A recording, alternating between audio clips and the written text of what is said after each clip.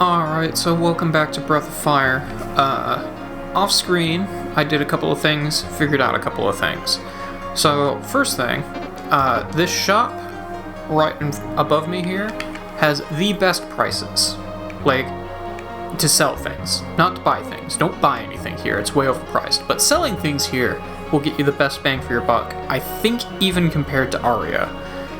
All of the shops here have different selling prices, except for this one and the weapon shop all the way in the bottom left corner of this place. This one down here. They have the same sell price. So if you want to sell things, go there. Also, figured out, Gobi does not affect buying or selling prices of anything anywhere. So he's even more useless than I had previously thought, which is unfortunate.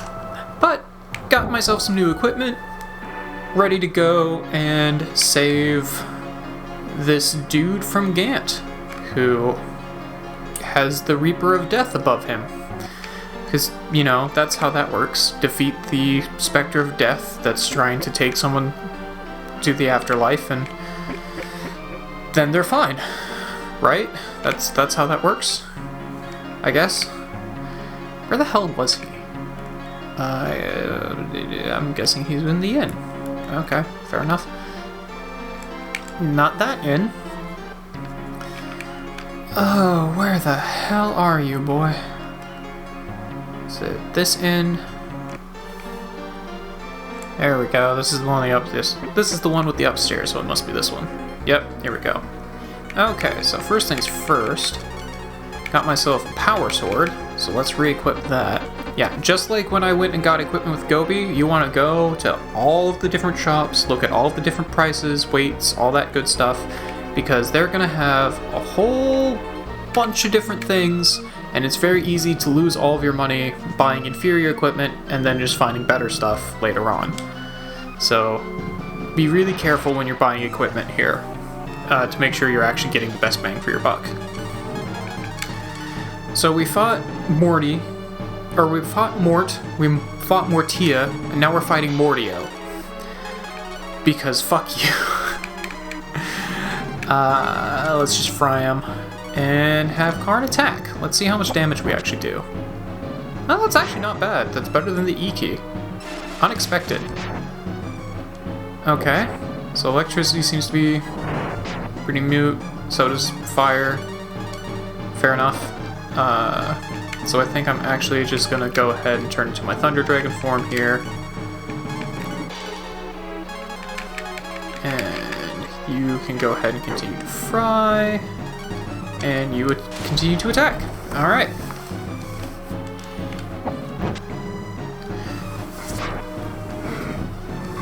Yeah, I'm really glad we're starting to get more things like the Flame Dagger, or the Flame Rapier.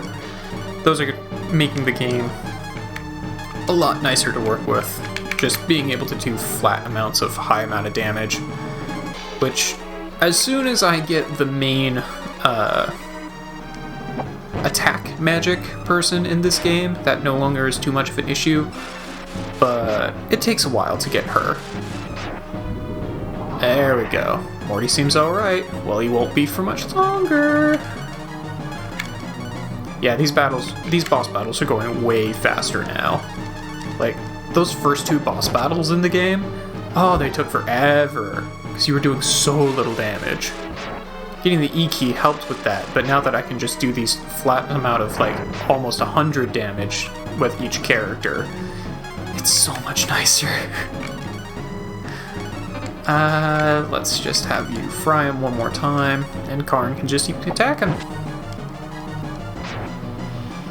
I think in the second game, you can equip the weapons and still use them in battle, which is a very nice touch that they don't have in this game. I think that's the case. I really wish you could do that in this one because it would make them a little bit more useful, rather than having to decide whether you want to equip a weapon or not equip a weapon so you can use it in battle.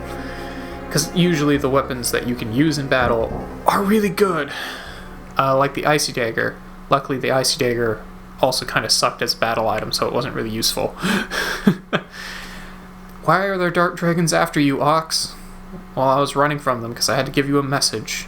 I'm a metalsmith. Our trade's been handed down for years. And they kidnapped us and are using us to build shit now. Tried to fight, but they captured our families. Yeah, Ox's people are really, really strong. So I would imagine that the only way they got them to cooperate was by kidnapping their families. Hold it! Why didn't you talk to me about this? Yeah, Gobi's such a piece of shit. I suppose we do really need, like, him as a comedic foil for a lot of things in this game, because we don't really have a character like him, the coward. But still, he's not that great. Much prefer Ox and Karn. And why is Gobi back in my party? Get the hell out of here. Okay, first of all, I want Nina back right there. You over there. I like having Karn in my party, though. So this is Ox. As you might notice, right off the bat, he has 0 act. Ox will always go last. He also has, the longest XP curve, so he takes the longest to level up out of everyone. But he's really strong and has really high defense, which are his best points. So I'm gonna go get him some new equipment real quick, and I'll be right back as we head off to Gant, which I think I'm probably just gonna meet you back at Gant. Okay, so welcome to Gant. Now there's a couple of things I want to do here. You might have guessed this already, but Ox, our lumbering minotaur of a man, is the person who can break rocks. So there's been a lot of rocks that we couldn't break, that we need to break to do things. But before I do that, I want to get something here. So we'll push that aside. Go in here and talk to this dude. My kingdom was destroyed. I'm one of the few who knows this spell. So, this guy knows some interesting spells, and he'll teach them to Karn.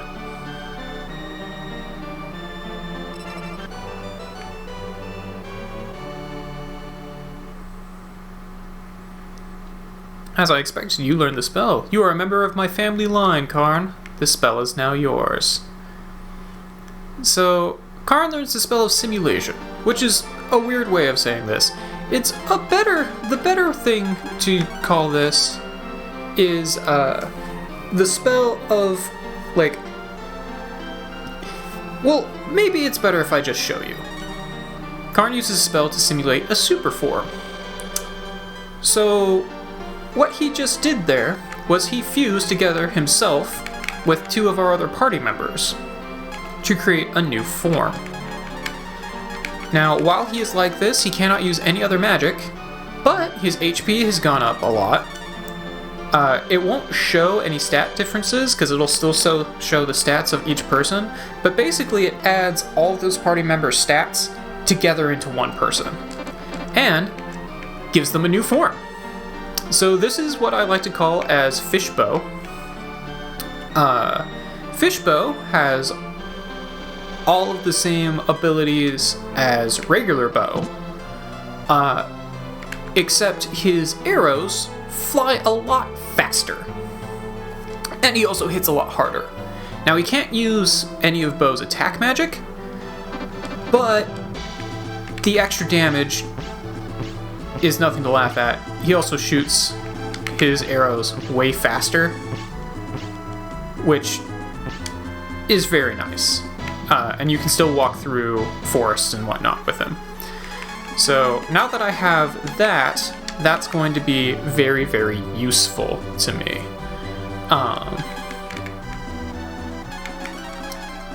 And I believe he still has Karn's ability of disarming traps, but I'm not 100% certain on that.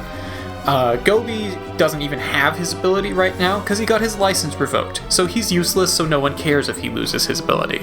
I will say that you do not actually have Gobi's ability when you take on this form, but it's not terribly useful anyway. It's only actually necessary for one single part of the game, so who really cares? Anyway, now that we have our dude who can break rocks, we're gonna go break some rocks. So the first place we want to go back to is Agua, because there was a wall early in that we could break. So we're just gonna head back over there. Shouldn't take us very long to get there. Nice to see that Agua's doing well. There's also a hammer that I want to get for Ox, but I don't have enough money for it yet. So that's just gonna, hopefully I'll be able to accumulate that money here while we do all of this. Wait for Agua to come back down. This should be the last thing we need to do in Agua for quite a while. Because I don't think after we break this wall down there's anything else really to do here. Until we actually have to start doing stuff with that shrine up top, which isn't for a while. So let's go ahead and get you, break down this wall. 3,000 gold, a life, silver bracer, and life 2. Okay, so the silver bracer prevents you from getting the status of, what was it? Zombie. It prevents you from getting zombie status, which, okay, kind of neat, not super useful. Also, I think I can go ahead and start moving Karn to the back now. We'll go ahead and trade you. Yeah, I think we can go ahead and move Karn to the back. Not that it really matters. His defense is going to be super high compared to everyone because of this super form, and his attack is super high, which is just nice. I like that. So, anyway, that was the last thing we can do here. I know we had a thing we needed to break in Crypt, and a thing we needed to break in Aria. Or near Aria, I should say. So let's just go do the Aria one first. There we go. And I think I'm probably just going to skip ahead, and I'll see you guys as we are breaking that wall. Okay, here we are. Took me a little while to figure out where the heck we were here. So we have... Actually, let's just go ahead and switch back Karn, because I don't know if these are going to be trapped at all. They're not. Okay, cool.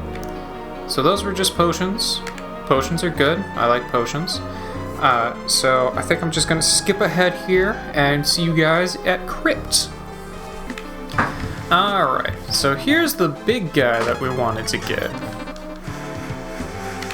Get me the boomerang.